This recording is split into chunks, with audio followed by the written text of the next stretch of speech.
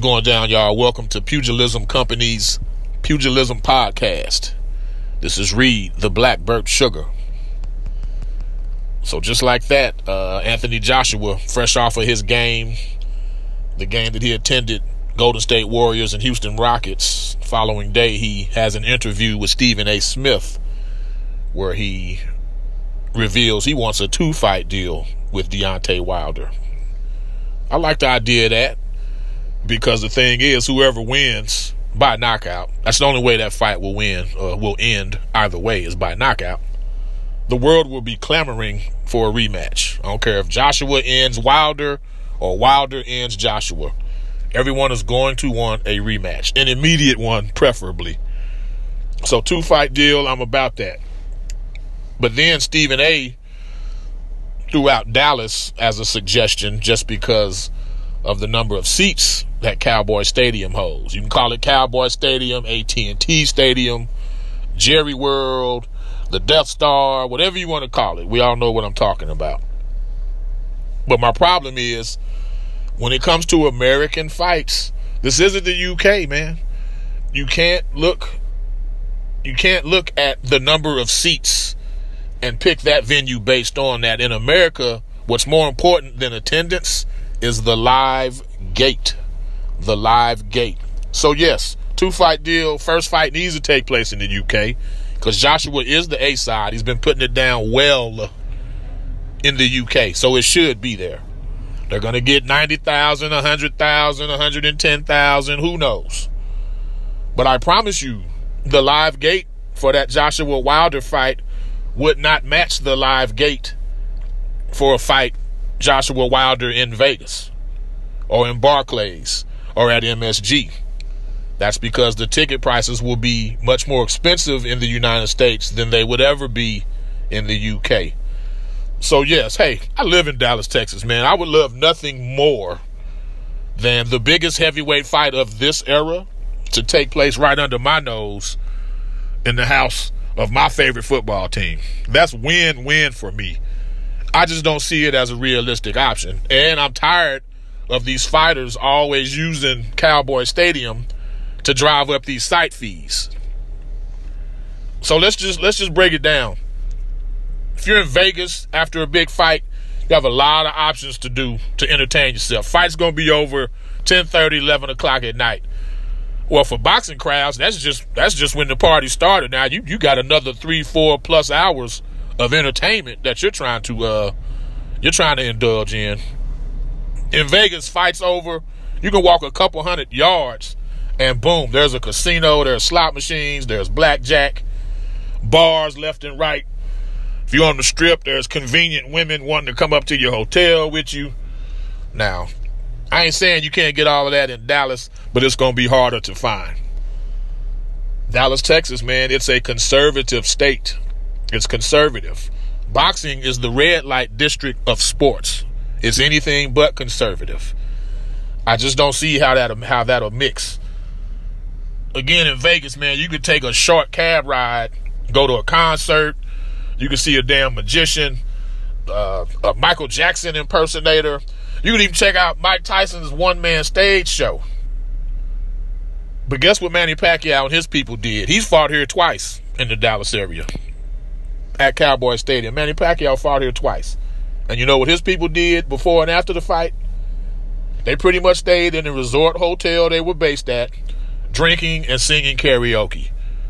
That was how they occupied themselves before and after the 2 fights Pacquiao had here. There's just not enough of a viable nightlife.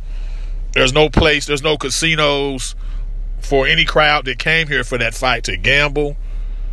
And so what they're going to do, drive from Cowboy Stadium in Arlington up to Choctaw Casino in Oklahoma or to Shreveport, Louisiana? That's not going to happen. That's why you need that gambling option there. You need the entertainment at its highest. And you don't need it in no conservative ass state like Texas. Hope I'm wrong. Would love to see that fight here, but I don't see Joshua and Wilder taking place in Dallas at Jerry World. Sorry, y'all. Been wrong before. I'll be wrong again. Just don't see it happening. Anyway, let's move on because I ain't going to be long today. Speaking of Joshua, his promoter, Barry Hearn, threw out a 3-fight, $6.75 million offer to Adrian Broner. And Broner promptly referred to that as a slave deal. Just more of him, trying to be Floyd. Floyd got a contract from Bob Arum many years ago when HBO co-signed on, and Floyd called it slave wages. Of course, he was misquoted. What he said was, compared to what Prince Nassim is making, this is slave wages. So I see Broner using the slave deal kind of along with his theme of being Floyd Mayweather light, Rena Floyd, if you will. Broner also said Roc Nation offered him more than $6.75 million. I don't know if this is a wise decision, though, y'all. For his last fight against Jesse Vargas, Broner made $1 million. Under the terms of this 3-fight deal, he would get $2 million for fight 1, $2.25 million for fight 2, and $2.5 million for fight 3. That's a lot more than what you made in your last fight, bruh. 3 losses and a draw. I don't know how many other offers like this he's going to get. And Roc Nation, what have they really done? I mean, the biggest fighter they had was Miguel Cotto, who promptly kicked them to the curb and signed with Golden Boy for his very last fight before retiring. You might want to reconsider, Mr. Broner. Along with that offer, the Charlo brothers, in particular Jamal Charlo, says he and Jermell are open to talks with Eddie Hearn. They've already discussed it with Al Heyman. Heyman seems cool with it. I mean, Al's a manager anyway, so he's not tripping on who promotes the Charlo brothers, as long as he's still calling the shots on the managerial side of their career. Apparently Top Ranks hit up the Charlos also. I'm down for whatever gets us a step closer to the People's Middleweight Championship, which is Jamal Charlo versus Daniel Jacobs. So if Hearn is going to hold out Jacobs until Charlo signs with him, whatever it takes, man, let's see that fight. Let's see that fight, please. Switching gears real quick, Vasyl Lomachenko vacated his WBO 130-pound title to the surprise of no one. He's got a fight coming up August 25th. He should be unifying against Ray Beltran, who's the WBO champion at 135. So he gives up the 130-pound WBO belt. He should be getting the 135-pound WBO belt in August. Tomorrow, 7:15 a.m. Eastern Standard Time, we have Naoya Inoue versus Jamie McDonald. That's Friday the 25th on the ESPN Plus app. Again, 7:15 a.m. Eastern Time start on the ESPN Plus app. Had the weigh-ins not long ago. Inoue weighed in at 118 even. McDonald 117.5. I doubt if it happens, but I would love to interview Inoue just to ask what his goal is in boxing. This is going to be the 3rd world title he's fighting for in as many weight classes. Strangely, my man bypassed 112 altogether, or it could have been his 4th. I mean, you can win titles at 115. You could have won one at 112. So, to me, the only thing better than a 3-weight world champion is a 4-weight world champion. But I digress. I'd like to know how much higher in weight he plans on going.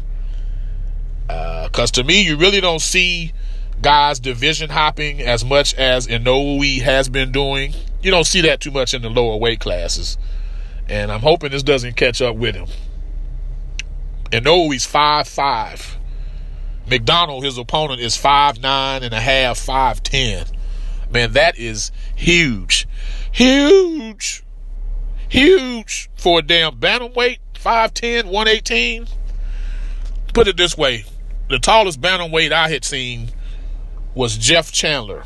He was very tall for that weight, and he was only 5'7".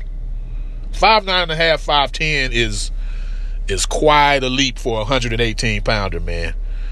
I'm rooting for Inoue. He's the truth. He's the monster, as he labels himself. We need to see more of him. I just hope he chills on all this weight hopping, man. I don't like it, bro. Before I get out of here, let's see. Robert Easter, he's adding Kevin Cunningham to his team for the Robert Garcia unification fight. There's still no date for that bout, but we know it'll be either late July or early August. A day in boxing history. Let's go with May 24th. Why not? On May 24th, 1968, Bob Foster KO'd Dick Tiger in the 4th round to win the undisputed light heavyweight championship of the world. On May 24th, 1969, the very same Bob Foster defended his undisputed light heavyweight championship with a 4th round KO over Andy Kendall. If you haven't seen or heard of Bob Foster, please YouTube this man. A couple podcasts back, I mentioned Sandy Sadler being among the first of the long, tall, slender-built, broad-shouldered guys who can punch. Tommy Hearns being the most famous example of that. Well, Bob Foster fits right in. He was Tommy Hearns before Tommy Hearns. Bob Foster had hand speed for days. He had a long-ass jab. And man, could he punch. His right cross and particularly his left hook, he could kill a man with a left hook. Do yourself a favor, watch that KO of Dick Tiger on YouTube, and check out his KO of Mike Quarry, just to get you some vintage Bob Foster, just to have him embedded in your mind. There was others of that same ilk. Jeff Chandler, who I mentioned, he had that same build. Tim Austin had it, and those were lower weight guys. But yeah, man, Bob Foster, he was Tommy Hitman Hearns before Tommy Hitman Hearns. Do yourself a favor and check him out. Anyways, y'all, I'm going to get on out of here. Pugilism Company, home of the 3-piece combos. This is Reed, BBS, the Black Birch Sugar. Peace and God bless.